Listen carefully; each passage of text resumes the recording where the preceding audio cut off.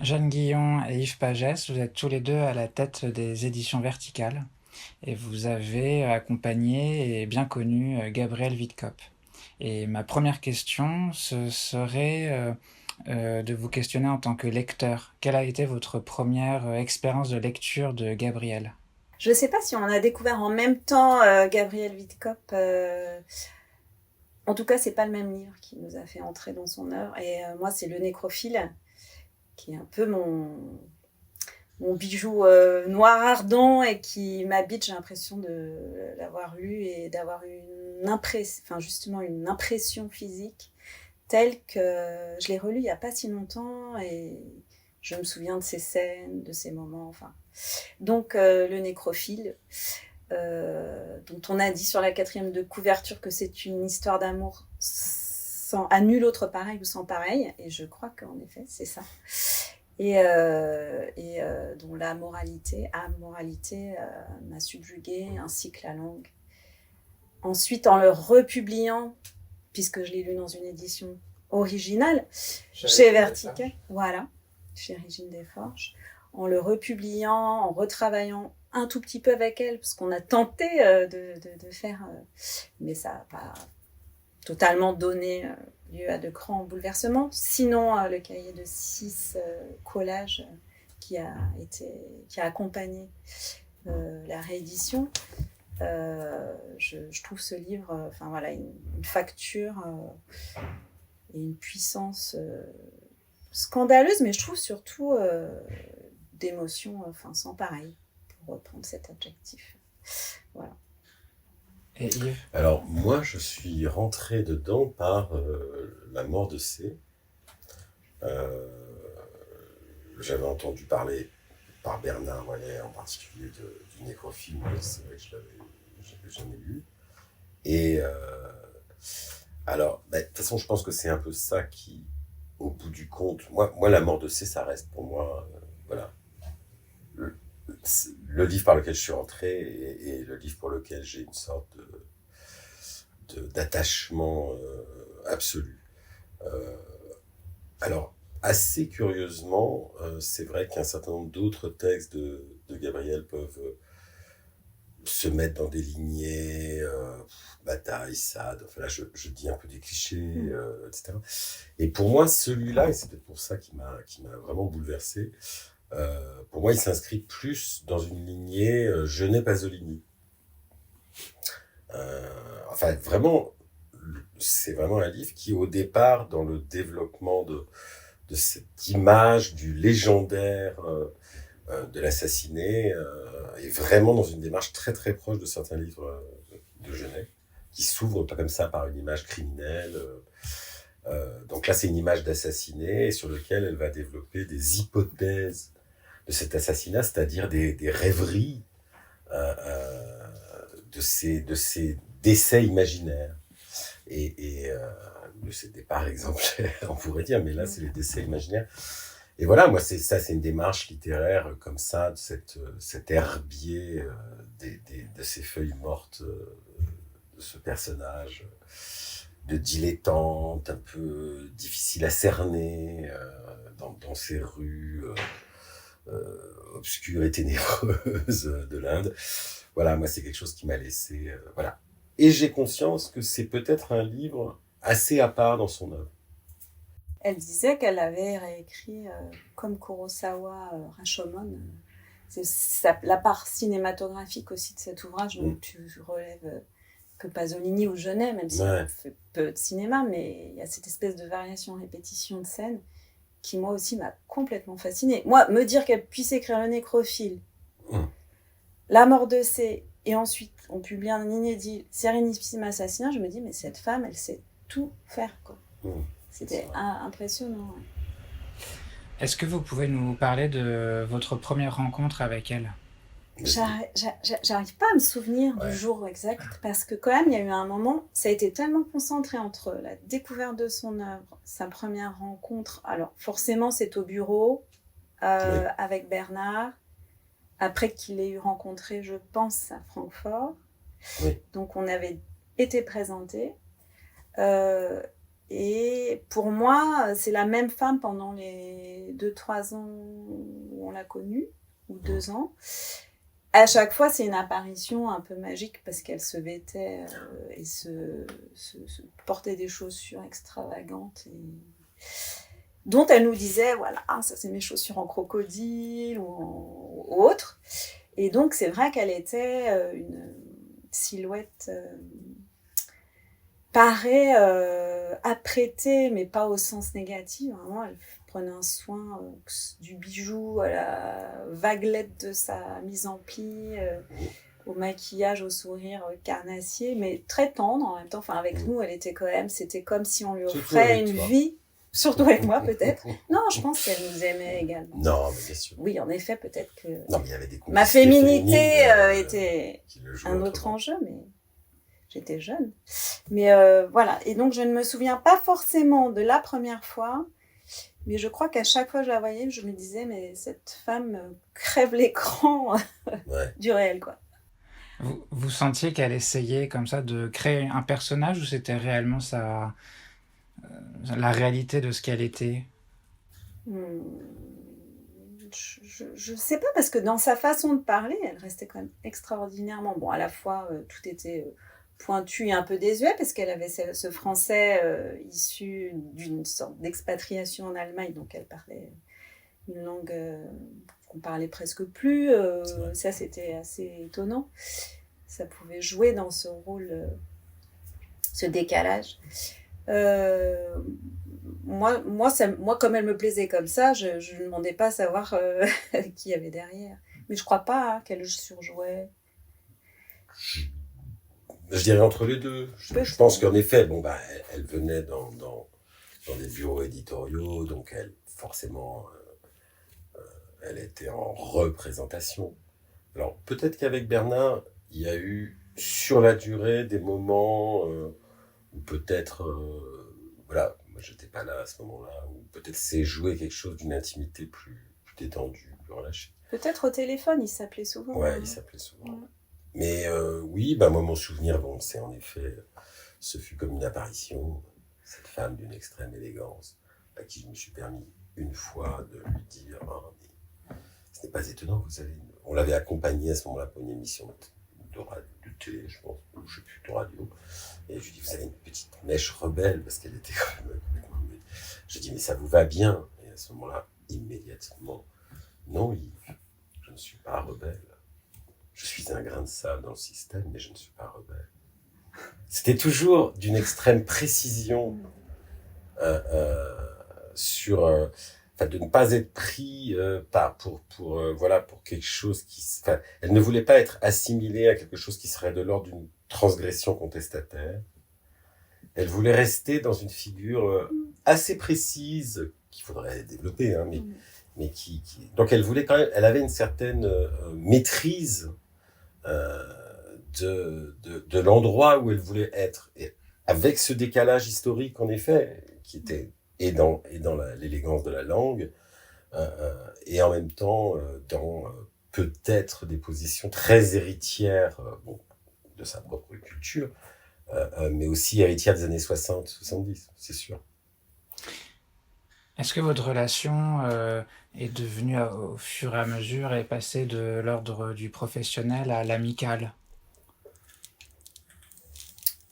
Moi, je ne l'ai jamais vue en dehors de séances de travail, en revanche, ou de rencontres pour ses visites à Paris. Elle venait pour nous à Paris.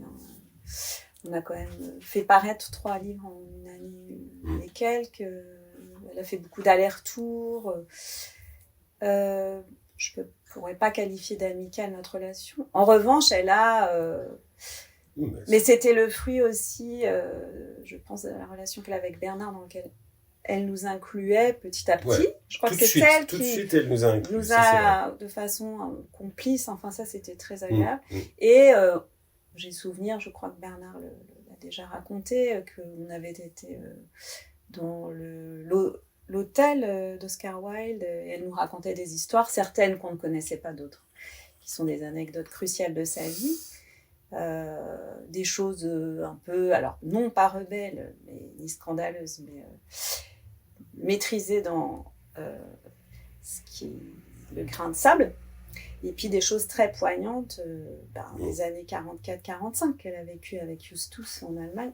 Il se trouve, et ça, quand même, je pense que c'était quelque chose de très fort pour elle, que les bureaux de Verticale à l'époque, rue Saint-André-des-Arts, étaient à 2 pas de la chambre de bonne, où elle a vécu une nuit qu'elle a pensé être la dernière, parce qu'il y avait des bombardements, et donc elle nous a-t-elle raconté coucher avec Justus, en pensant que c'était la dernière fois qu'elle...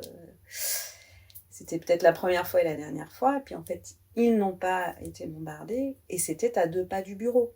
Donc je crois qu'à chaque fois qu'elle venait au bureau à Paris, elle venait pour nous, et elle se prenait cette rafale de souvenirs.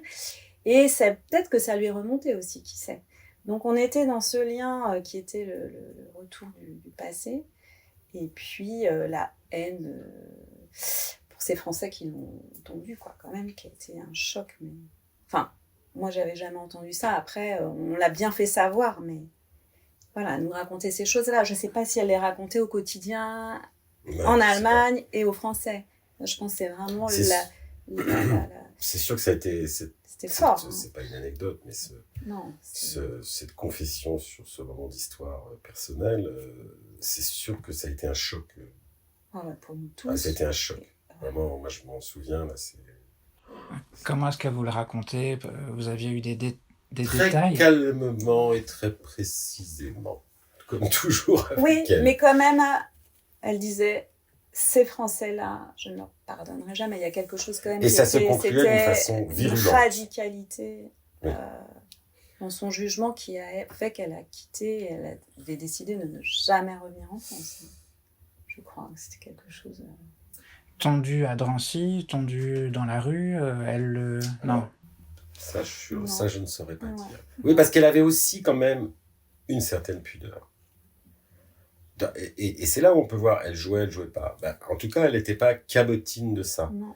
Ce qui a abouti à cette situation, quand Bernard et moi, je ne pense pas que tu étais là, on est allés pour l'apostrophe, on était dans le public. Pas là, ouais. Moi, je regardais à la télé. On était dans le public et c'est fait cette chose assez étonnante, puisqu'en fait, c'est Garcin qui en avait parlé à Pivot, et qui finalement lui avait parlé autant des bouquins que de sa vie et de cet épisode-là de sa vie.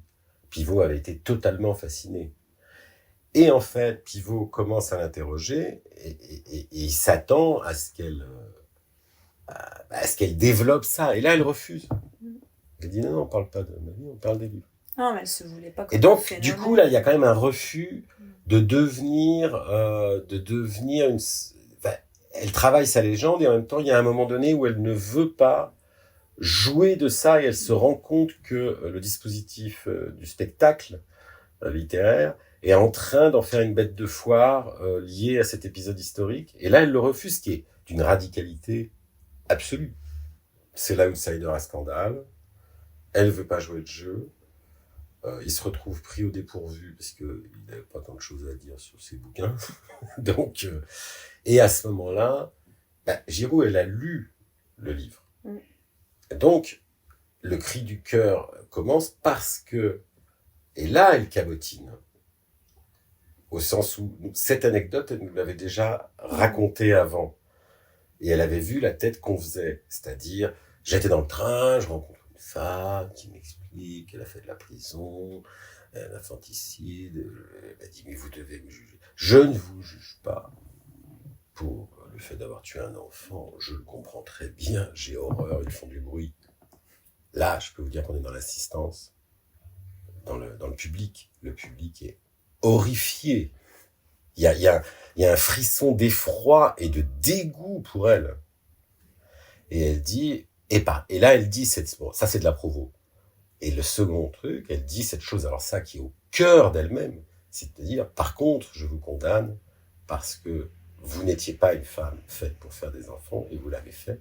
Et ça, vous avez eu tort. Et ce qui est une chose à méditer, qui est quand même assez profond pour elle, là, par contre. Là, elle ne joue plus. Et là, alors là, le dégoût se transforme en détestation morale. Et c'est là où, en fait, Giroud explose et dit, vous me faites horreur. Parce que là, en fait, elle a vraiment fait un attentat moral dans une émission. Et c'est pas du scandalisme pour ce... Et elle ne s'en est pas forcément elle s'est pas totalement rendue compte, à mon avis, à quel point, et c'est quand même très lié à son imaginaire, à quel point son imaginaire est non seulement inclassable, incongru, un peu scandaleux, mais vraiment inadmissible. Et je peux vous dire que là, Bernard et moi, chacun à notre façon, on s'est rendu compte que, bon, ben voilà, nous ne ferions pas même une grosse vente un peu underground, c'était fini. Ah bah oui, ça signe quelque chose qui est pas possible. C'est trop clivant, comme on dit aujourd'hui. À l'époque? Ah mais quand parce que là on sent, c'était les gens du public, c'est des vrais gens du public, c'est pas les gens du milieu éditorial. Hein. Et là on sent que c'est un refus, que c'est pas possible. C'est-à-dire que elle, sortant de cette émission, je veux dire, ça avait convaincu tout le monde. S'il y a un livre qu'il faut pas acheter, c'est le sien. Non mais il faut quand même comprendre. Et ce qui était extraordinaire, c'était Giroud qui dit vous me faites horreur, et qui ensuite développe qui elle est. Et quand on connaît la personnalité de Giroud, on comprend aussi pourquoi elle a ça en horreur, parce qu'en fait, d'une certaine manière, la phrase de Wittkopp s'adressait presque, sans mon avis à son insu, parce qu'elle connaissait pas très bien Françoise Giroud, qui en effet peut-être est une femme qui a tout dédié à sa carrière professionnelle et aurait peut-être pas dû faire des enfants. Enfin, je pense qu'il y a eu à ce moment-là une espèce de il s'est passé quelque chose en fait, et qui est malheureusement un peu extra-littéraire, même si du point de vue de l'imaginaire de rupture, il y avait quelque chose qui est lié à son œuvre. Mais là, il s'est passé autre chose. Non, mais si on extrapole, je vais pas trop me lancer là-dedans, mais je suis pas persuadée qu'elle se soit jamais inscrite dans un combat féministe quel qu'il soit, puisque de toute façon, elle ne souhaitait pas être considérée comme une puissance féminine. Et c'est vrai que c'est elle qui a un peu... Je ne sais pas si c'est Bernard qui a choisi pour la mention de son décès qu'elle était née comme elle avait vécu et morte comme elle avait vécu en homme libre. Est-ce que sa haine des femmes, c'est ce qu'on raconte, sa haine des femmes pourrait avoir pour origine une relation très compliquée avec sa propre mère? Est-ce qu'elle s'était confiée à vous, des souvenirs de son enfance, son père, sa mère? C'est plutôt que sa mère était absente ou... Son père, la bibliothèque. Ouais, voilà. La bibliothèque de son père. En fait. Même pas son père, mais la bibliothèque de son père. Et les maîtresses de son père. Voilà, tu vois, tu as retenu les maîtresses. Chacun son domaine. Beaucoup de maîtresses? Certaines. En tout cas, plusieurs. Elle en parlait avec dégoût ou une famille de libres... Enfin, ah bah non, puisqu'elle mettait les maîtresses de son père dans son lit. Ah. Ou au moins... Une ou deux. Voilà. Donc là, on ne sait pas aussi si c'est quelque chose où elle le fantasme rétrospectivement, où elle en a rêvé, ou c'est arrivé une demi-fois et elle... On ne sait pas. En tout cas, c'est tout le problème de ces grands écrivaines, c'est à quel moment l'autofabrication du légendaire fait partie déjà de l'œuvre et plus de la sincérité ou de la véridicité autobiographique. Donc là, moi, ça m'intéresse comme élément de construction du légendaire, qu'il soit vrai ou faux. À vrai dire, ça m'est assez égal. Mais elle revient pas un peu sur... Par contre, auprès de son père, elle a eu l'impression de... Enfin, c'était un fervent libre penseur, et elle a, comme pour Justus plus tard, eu, je pense, une passion pour l'homme, la culture. Je parlais, bon, c'est peut-être anecdotique, ces histoires de compagne, mais c'était aussi probablement un bon vivant. Enfin, il y a quelque chose chez cet homme qui, au-delà de la bibliothèque, chez ce père qui l'a alimenté, c'est clair. Elle associait la figure du père à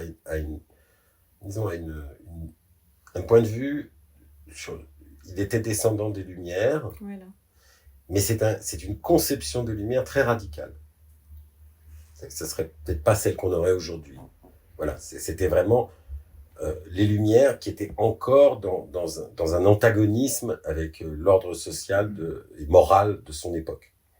Ce qui n'est pas toujours facile à saisir pour nous aujourd'hui. Anti-courtisan, Et c'est vrai que ça, non, elle le Cosmopolite. magnifiait au sens où oui, ça, elle en a plus parlé, mais comme un espèce presque comme un mentor, Ouais. lui ayant appris la liberté. C'est ça. Les valeurs de la liberté au sens... Ou de la libéralité. Voilà, quelque qui chose. pour elle allait de Voltaire à Sade. Ouais. Elle faisait complètement le lien qui ne se ferait peut-être plus totalement aujourd'hui, ou sinon par Annie Lebrun, de Voltaire à Sade. Et qu'est-ce qu'elle vous racontait de Justus quels souvenirs elle avait? Quelle image elle donnait de son mari? L'évocation de son mari, elle l'a beaucoup fait à travers l'évocation du pacte qu'ils s'étaient fait mutuellement de ne pas se laisser, je ne sais pas comment elle aurait dit ça, de ne pas se laisser dégrader par la vieillesse. Donc ça, par contre, maladie, et la maladie, ça, par contre, ça, elle l'a dit tout de suite. Elle l'a dit vite et elle y est revenue souvent parce que c'était une préoccupation qui l'habitait, elle. Donc elle nous a raconté parfois, ça je me rappelle, en des termes. Mais parce que c'est, voilà, on a beau éditer Vidcop, etc. On est parfois soi-même un peu remué ou même choqué un peu par la façon. Et je me rappelle qu'elle avait dit, elle racontait le moment où la décision commune s'est prise qu'il se supprime, la façon dont elle l'avait aidé.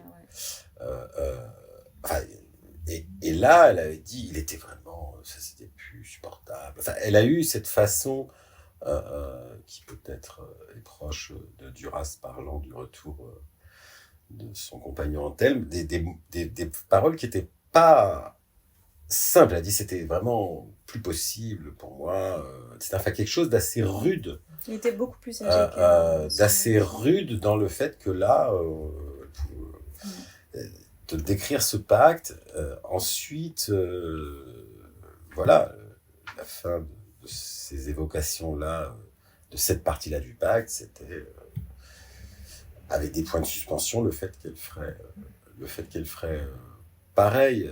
Enfin, ça a été une façon auquel nous on a eu accès de l'évocation de son mari, mais qui sous-entendait, comme l'a dit Jeanne, une complicité d'âme. Incroyable. Son métier de journaliste, pour elle, c'était important. Est-ce qu'elle en parlait avec vous, ses différents voyages en Asie? Moi, ce qui m'a surpris, c'est qu'elle ait autant de passion pour l'Inde que pour le Japon, puis Bali, qui sont des Asies tellement différentes. Alors que souvent, quand on rencontre quelqu'un, il va être fasciné par un certain Extrême-Orient. Elle, par sa pratique de ses voyages, et c'est ce qui donne ce tour très particulier, elle vit l'Asie de façon très vaste, mais surtout elle a des passions, on va dire, très vidcopiennes, quoi.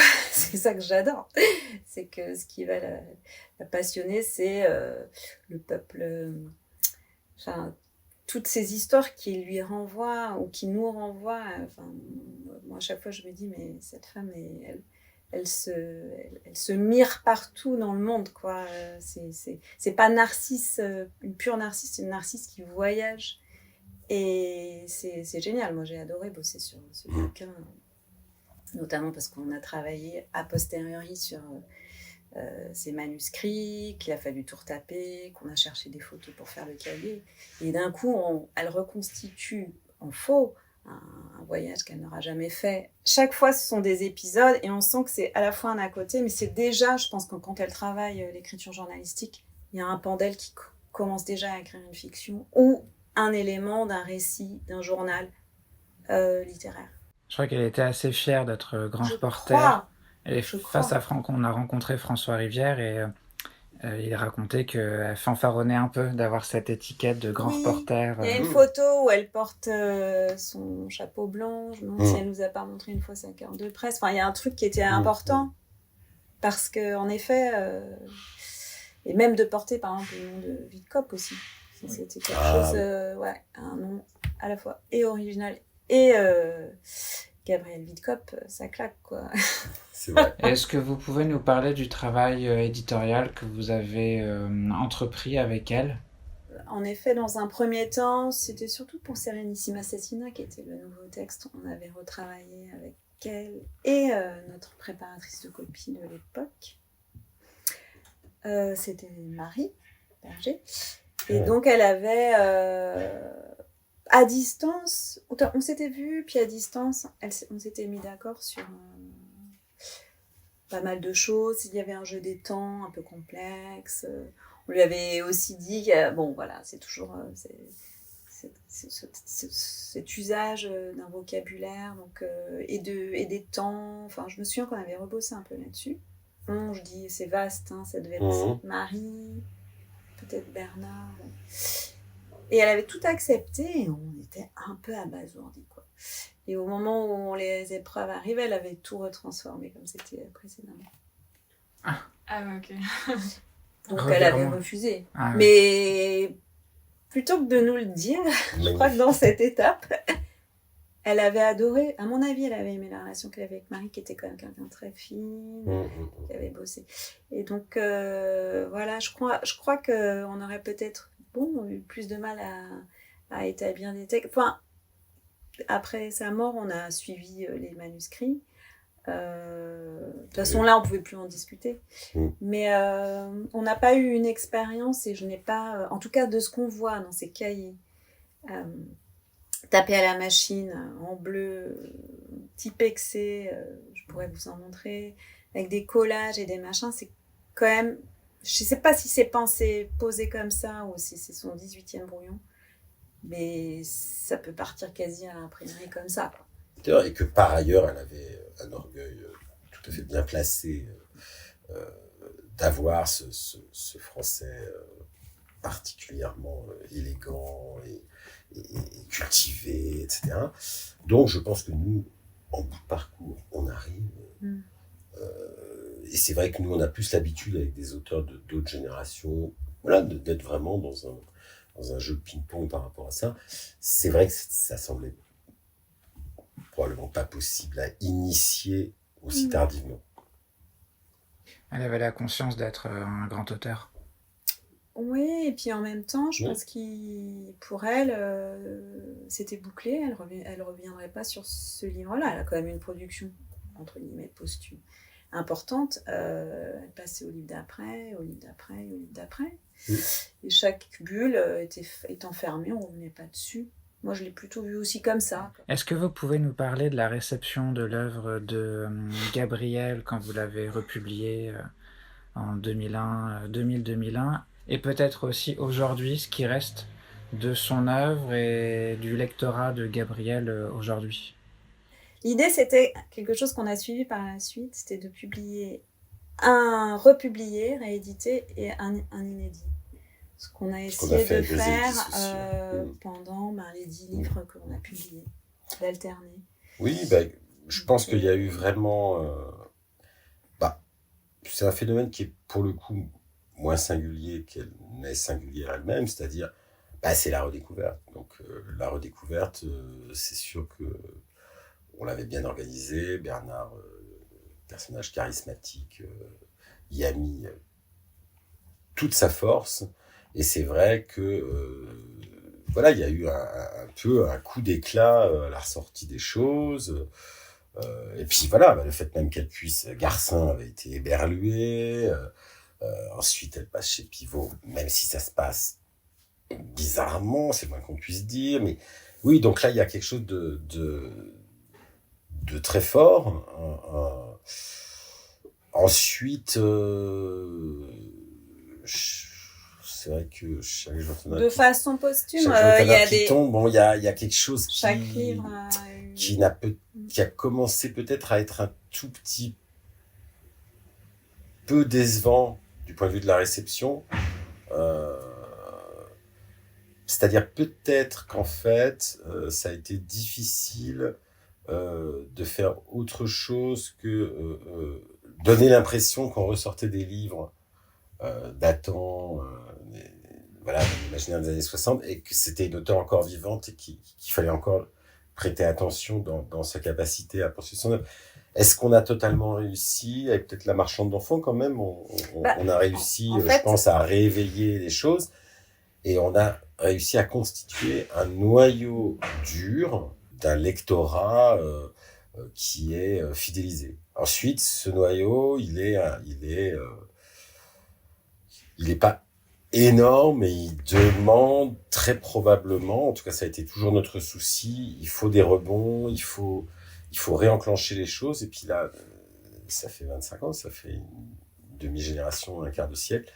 Il faut réamorcer les choses parce que pour que ça revienne que ça soit redévoilé une nouvelle fois, moyennant le fait, il faut pas se leurrer, que c'est une œuvre scandaleuse, mais qui, par certains côtés, le demeure encore, y compris pour un lectorat néo-féministe, etc., dans la mesure où il y a des choses qui grincent. Hein, comme par exemple, on parlait de Aline Lebrun tout à l'heure. Enfin, il y a des choses qui grincent. Et c'est vrai que elle n'est pas fédératrice, elle ne peut pas être redécouverte comme une égérie pré-féministe ou de la littérature queer ou lesbienne, etc. Non, en tout cas, ça peut pas être adoubé simplement. On n'a pas été, du point de vue de la presse, tellement soutenu, pas assez. Après l'engouement un peu découverte, après ça a été beaucoup plus difficile. Et par contre, on a tenu, mais c'était pas évident. Moi, j'ai pensé vraiment que certains titres marcheraient davantage, de par leur qualité. Et puis justement, c'est vrai, chaque jour est un Akitu ou le Carnet d'Asie, c'est extrêmement accessible, c'est extrêmement... il y a quelque chose qui peut résonner avec le contemporain, et on ne comprend pas. Les Raja Blancs, je le mets un peu à part, ou Hemlock, c'est des livres de genre, ne parlons pas de l'usage de faux, qui a vraiment quelque chose qu'on a fait parce qu'on lui avait promis, et que c'était un geste aussi à nouveau, patrimonial, sachant que c'était un inédit. Et puis c'était rendre hommage à Ambrose Bierce, Jarry, etc., d'auteurs qui nous fascinent. Et puis c'est très difficile, une anthologie de pastiches, d'auteurs, d'humour noir. Bon, par exemple, elle n'a jamais eu le prix de l'humour noir, elle aurait dû, même de posthume. Donc on a eu, on n'a pas. Alors est-ce qu'on n'a pas réussi? Est-ce qu'on n'a pas joué? Est-ce qu'on n'a pas... Oui, c'est pas Wittig. T'as raison. Non, mais c'est pas non plus. Non, mais disons voilà, bon, c'est difficile de. Alors, on espère qu'il y a une nouvelle génération qui prend un peu ça en main. Et puis, c'est clair qu'il y en a une de l'autre côté de cette caméra. Non, puis il y a quelques éditeurs qui ont pris. Il y a eu vraiment un relais à un moment donné où nous, peut-être, on était allés au bout de ce qu'on pouvait faire. Il y a eu quand même 2 maisons d'édition qui sont proposées de prendre le relais, qui sont des maisons Kidam et Bourgois. Voilà, ça nous a aussi fait plaisir que ça se fasse dans une confraternité d'hyper qualité. Et alors moi, dernière question, on m'a raconté, Jeanne, que vous l'aviez eue au téléphone alors qu'elle était sur son lit de mort. Ah, je sais pas si elle était allongée ou assise. Oui, mais quelques jours avant sa mort. Oui. Et alors, qu'est-ce que vous vous êtes dit En fait, comme on l'avait assez souvent à ce moment-là au téléphone, on voyait son état se dégrader, elle devenait aveugle. Ce qui la rendait plus que malheureuse. Et puis, elle avait un cancer. Mais je crois qu'en effet, ce que tu as dit tout à l'heure, c'était très fort. C'est-à-dire qu'elle avait tout le temps une petite... elle disait, j'ai toujours ma gélule de cyanure, si ça va pas. Et je crois qu'elle en parlait tout le temps, hein. Donc il y a un moment, c'était annoncé, quoi. Et donc il y avait comme un compte à rebours, et un jour, en effet, elle était en grande souffrance. Et puis elle parlait, on entendait moyennement, et Bernard était là, donc je lui ai passé, mais c'est vrai que moi, j'ai pas compris qu'elle était en train... elle m'a dit qu'elle avait pris quelque chose. Et, on n'y croit pas toujours. C'est un truc comme quand vous avez des appels au secours, et puis, je ne sais pas si elle était déjà sous l'effet du poison, de ce qu'elle avait pris ou autre. En tout cas, je l'ai eu au moment... c'est moi qui ai décroché, en fait. Ouais.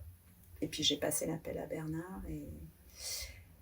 Mais j'arrive même pas à savoir si c'est cette fois-là où elle est décédée ou si c'est 6 heures après. C'était la dernière fois que j'ai entendu. Ouais. Moi, ce que j'ai juste entendu, c'est que c'était une femme qui voulait plus vivre. Hein. Et qui avait un petit peu peur, ou un peu mal. Quoi. Mais c'était c'était dingue de se dire qu'elle ait voulu nous appeler. Peut-être qu'elle a appelé plusieurs personnes. Elle actait son geste. C'était assez, Et appeler ses éditeurs à ce moment-là, c'est révélateur. C'est très fort. Ah ouais. Mais elle nous avait vraiment prévenus. Hein. Donc, je vous dis, on était dans un compte à rebours. Vous sentiez que vous aviez une place importante dans sa vie, en tant qu'éditeur? Je crois qu'à la fin de sa vie, ouais. Bah, c'était essentiel. Bah, d'abord, Bernard, et puis le fait... Enfin, c'est complètement extraordinaire. C'était testamentaire. C'est le fait, tout d'un coup... C'était un appel testamentaire aussi. Y compris dans son rapport à la France. C'est vrai. Le fait de revenir en gloire, même si c'est une gloire underground ou une gloire qualitative, mais pas best-seller. De toute façon, ça le souhaite, elle n'en avait rien à faire de ça. Vraiment. C'est vrai que pour elle, c'est une sorte de consécration qui s'avérerait posthume, mais dont elle avait eu la chance de le vivre. De le vivre dans ce pays qu'il avait mécompris.